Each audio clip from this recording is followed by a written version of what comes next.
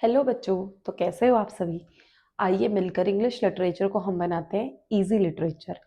बचपन में आप सब लोगों ने अपनी दादी नानी से कहानियां तो सुनी ही होंगी, और एक बार सुनते ही तुम्हें वो कहानी झटपट से याद भी हो गई होगी। वैसे ही हम आज की कहानी पढ़ेंगे तो तुम्हें वो झटपट से याद हो जाएगी सिर्फ एक ही बार में। तो आइए शुरू करते हैं। आज हम पढ़ेंगे क्लास 9 का चैप्टर 5, द हैप्पी प्रिंस। नाम सुन करके तो आप लोगों को लग रहा होगा कि जो प्रिंस होगा बहुत हैप्पी होगा और बहुत खुश रहता होगा, पर ऐसा कुछ भी नहीं है। ये बताएगी हमें एक चिड़िया कि हैप्पी प्रिंस जो है ये खुश क्यों नहीं है और ये इतना ज्यादा उदास क्यों है। असल में ये जो हैप्पी प्रिंस है ये एक मूर्ति है जो एक टाउन में एक ऊंचाई पे बना दी गई है, और इसके चारों तरफ एक पतली सी गोल्ड की लेयर है। आंखों की जगह पे इसके दो स्पायर्स लगे हुए हैं, और इसकी तलवार की हिल्ट के ऊपर रूबी डायमंड लगा हुआ है।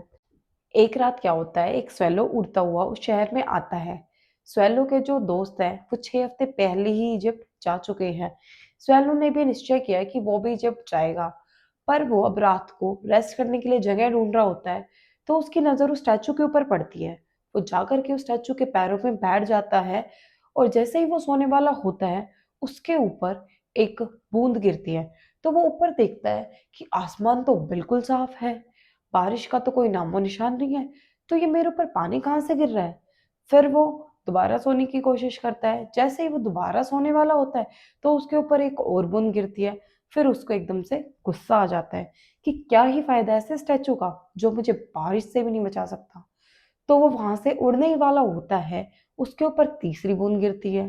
तो वो ऊपर की तरफ देखता है, और क्या देखा उसने कि बारिश नहीं हो रही, हैप्पी प्रिंस की आंखों से आंसू गिर रहे हैं। तो वो उड़ करके उस हैप्पी प्रिंस के फेस के पास जाता है, और देखता है कि उसका हैप्पी प्रिंस का फेस एकदम रात को ऐसे चमक रहा था। उससे पूछता है कौन हो तुम। तो वो बताता है कि मैं तो हैप्पी प्रिंस हूँ। तो बर्ड बोलता है फिर तुम रो क्यों रहे हो, तुमने तो मुझे डरा ही दिया था। तो हैप्पी प्रिंस बताता है कि जब मैं जितला था और मेरा जो दिल है वह इंसानों जैसा था, तो मुझे पता भी नहीं था कि आंसू होते क्या हैं, क्योंकि मैं तो महल में रहता था। वहां तो दुखों को अंदर आने की अनुमति होती ही नहीं है। ऐसे ही मैं अपनी पूरी जिंदगी खुश खुश जिया, और ऐसे ही मैं मर गया।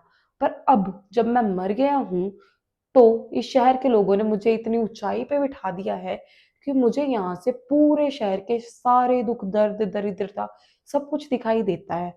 और मेरा जो हार्ट जो है वो ब्लड का बना हुआ है, पर मैं फिर भी रोने के अलावा और कुछ भी नहीं कर सकता। तो स्वेलो सोचता है कि क्या तुम्हारा जो हार्ट है प्योर गोल्ड का नहीं बना हुआ। पर स्वेलो जो था वो बहुत स्वीट था, इसीलिए वो प्रिंस को कुछ भी नहीं कहता।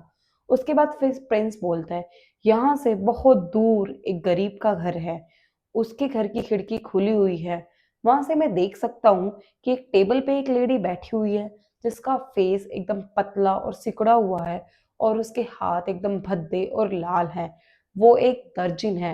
वहीं बेड पे उसका बेटा लेटा हुआ है जिसको बहुत तेज बुखार है, जो अपनी माँ से खाने के लिए ऑरेंज मांग रहा है।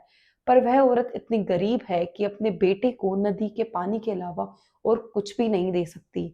स्वेलो को बोलता है स्वेलो क्या तुम मेरे स्वॉर्ड से ये रूबी ले जाओगे और उसको दे आओगे। स्वेलो नहीं, मुझे तो इजिप्ट जाना है, वहां मेरे दोस्त मेरा इंतजार कर रहे हैं और नाइल रिवर के ऊपर उड़ रहे हैं और कमल के फूलों से बातें कर रहे हैं। प्रिंस प्यारे स्वेलो, क्या तुम एक रात मेरे साथ यहीं रुकोगे और मेरे मैसेंजर बनोगे। स्वेलो ठीक है, मैं बन जाता हूँ। वो जो दर्जिन थी वो रानी की परिचारिका के गाउन में फ्लावर्स लगा रही होती है, जिसको वो अपना गाउन अगले दिन डांस परफॉर्मेंस में पहनना था। अब स्वेलो रूबी लेकर के उड़ जाता है, और वो सबसे पहले चर्च कैथेड्रल के ऊपर से जाता है।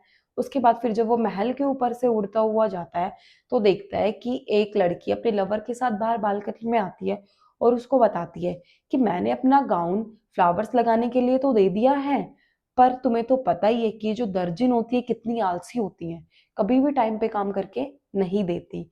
ये उसी दर्जिन के बारे में बात कर रही है जिसका बेटा बहुत बीमार है, जो कि इसके गाउन में भी फ्लावर्स लगा रही है।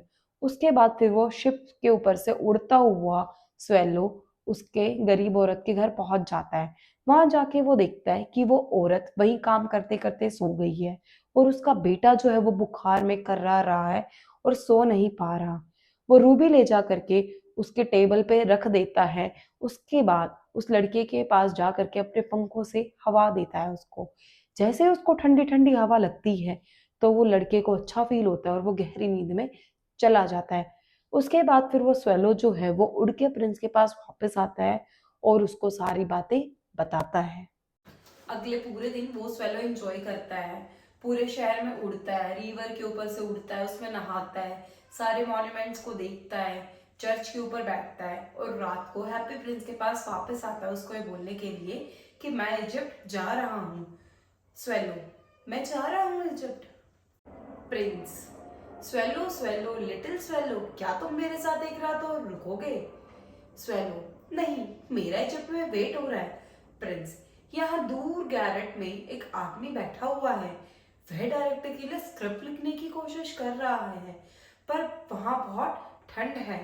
ठंड की वजह से उसके हाथ जम गए हैं और वो कुछ भी नहीं लिख पा रहा। उसके ग्रेट में आग भी नहीं है और वो बहुत भूखा है और बेहोश ही होने वाला है। स्वेलो, ठीक है, मैं तुम्हारे साथ एक रात और रुकूंगा। क्या दूसरा रूबी निकाल के उसको दे के आना है? प्रिंस, नहीं, मेरे पास तो सिर्फ एक ही रूबी था। अब तो मेरे पास सिर्फ मेरी ये दो आंखें ही बची हैं जो रेयर स्पाइस से बनी हैं, जो हजारों साल पहले भारत से लाया गया था। इनमें से एक आंख निकाल के तुम उसको दे आओ। स्वेलो, नहीं नहीं, मैं ऐसा नहीं कर सकता, और वो रोने लगता है। प्रिंस, मैं तुम्हें जैसा कहता हूँ तुम वैसा ही करो, मेरी एक आंख उसको दे आओ। स्वेलो, ठीक है। स्वेलो उसकी आंख से स्पाइस निकाल के उड़ जाता है और फिर वो गैरेट में जाता है। गैरेट की छत में ऊपर छेद था, वहां से वो अंदर आ जाता है। वो आदमी वहां पे सोया रहता है। वो उसके पास में धीरे से वो स्पाइस रख के चला जाता है। जैसे ही वो आदमी उठता है वो बहुत खुश हो जाता है, बोलता है कि ये जरूर मुझे मेरे किसी चाहने वाले ने दिया होगा। वाओ, मेरे काम को आजकल लोग पसंद करने लगे हैं। अब मैं अपना काम खत्म कर पाऊंगा और एक अच्छी सी स्क्रिप्ट लिख पाऊंगा। स्वेलो जो है वो वापस प्रिंस के पास आता है और उसको सारी बात बताता है।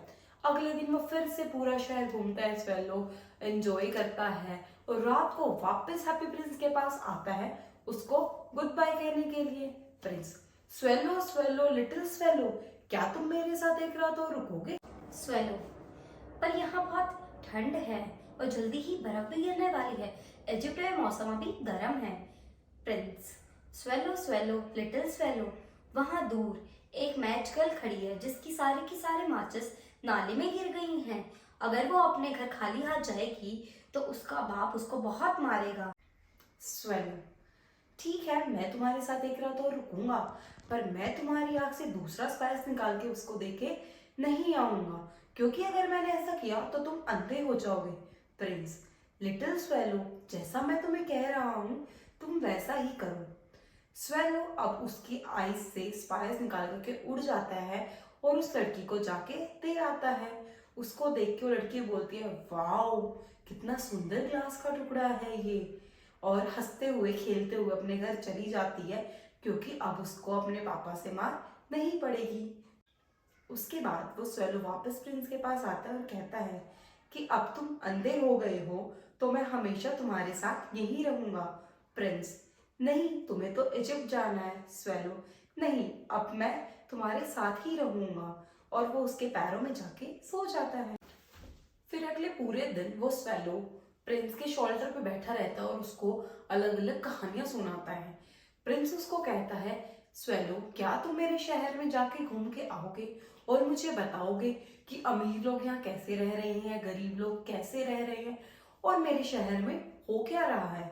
उसके बाद वो जो स्वेलो है वो उड़ता है, पूरे शहर में घूमता है और देखता है कि जो अमीर लोग हैं वो तो आराम से अपनी लाइफ एंजॉय कर रहे हैं, और जो गरीब है वो उनके घरों के बाहर बैठ के भीख मांग रहे हैं। और वो देखता है कि जो दो छोटे बच्चे थे वो ब्रिज के नीचे एक दूसरे से लिपटे हुए थे, एक दूसरे को गर्म रखने के लिए। फिर वहां वॉचमैन आता है और उन दोनों को भगा देता है। और वो बेचारे यूं ही भूखे प्यासे नंगे पैर बारिश में भाग जाते हैं। स्वेलो प्रिंस के पास आता है और उसको सारी बातें बताता है। प्रिंस कहता है कि मेरे चारों तरफ गोल्ड की लेयर्स है, तुम लीफ बाय लीफ इन सारी लेयर्स को उतारो और उन बच्चों को जाके दे आओ। स्वेलो ऐसा ही करता है, वो सारी लीव्स उतार के उन बच्चों को दे आता है और वो दोनों बच्चे बहुत खुश होते हैं कि अब उनके पास एटलीस्ट खाने के लिए ब्रेड है। अब स्नोफॉल होना शुरू हो जाती है और बहुत ठंड हो जाती है धीरे धीरे। वो जो बेचारा स्वेलो था उसको बहुत ठंड लगती है, पर वो प्रिंस को छोड़ के वहां से नहीं जाना चाहता। वो बेक करके शॉप के बाहर से कुछ क्रम्स उठाता है, उनको खाता है और अपने पंखों को फड़फड़ा के अपने आप को गर्म रखने की कोशिश करता है। पर अब स्वेलो को पता था कि वो मरने वाला है, तो वो अपनी सारी स्ट्रेंथ यूज करता है और एक आखिरी बार उड़ के उस प्रिंस के पास जाता है और उसके शोल्डर पे जाके बैठ जाता है और प्रिंस से पूछता है कि क्या मैं तुम्हें तुम्हारे हाथ पे किस कर सकता हूँ। प्रिंस, मैं बहुत खुश हूँ कि तुम फाइनली इजिप्ट जा रहे हो। तुम मुझे हैंड्स पे नहीं, तुम मुझे लिप्स पे किस कर सकते हो, क्योंकि तुम यहाँ मेरे साथ बहुत दिन तक रुके। स्वेलो, मैं इजिप्ट नहीं जा रहा, मैं तो मरने जा रहा हूँ। और ऐसा कह करके वो जो स्वेलो था वो प्रिंस को किस करता है और उसके पैरों में गिर के मर जाता है। जैसे ही फिर वो बर्ड मरता है, वैसे ही उस स्टैचू में से क्रैक की साउंड आती है बहुत जोर से, जैसे कि वो जो प्रिंस का हार्ट जो था, जो लेड का बना हुआ था, वो दो टुकड़ों में टूट गया हो। अगले दिन वहाँ पे टाउन के मेयर और कुछ काउंसलर्स आते हैं और देखते हैं कि हैप्पी प्रिंस जो है वो बहुत गंदा दिख रहा था अब। तो बोलते हैं कि हैप्पी प्रिंस के स्टैचू को अब हमें हटा देना चाहिए। फिर दूसरा बोलता है कि देखो यहाँ पे तो एक बर्ड भी मरा पड़ा है, हमें यहाँ पे एक प्रोक्लेमेशन लगा देना चाहिए कि यहाँ पे ऐसे बर्ड्स को मरना अलाउड नहीं है। वो अब पूरे हैप्पी प्रिंस के स्टैचू को मेल्ट कर देते हैं, बट उसका हर्ट जो था वो मेल्ट नहीं होता। तो उसके हर्ट को डस्टबिन में फेंक देते हैं, जहाँ पे उन्होंने बर्ड की डेड बॉडी को फेंका था। यहीं पे आपका चैप्टर खत्म होता है। इस चैप्टर के एंड में ये भी लिखा हुआ है कि गॉड जो है वो एंजल्स को भेजते हैं कि दो सबसे कीमती चीज़ें लेके आओ।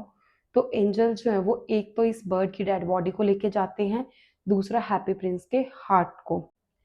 अगर इस चैप्टर की एक्सप्लेनेशन आप लोगों को पसंद आई हो तो लाइक, शेयर और सब्सक्राइब जरूर करना। Thank you.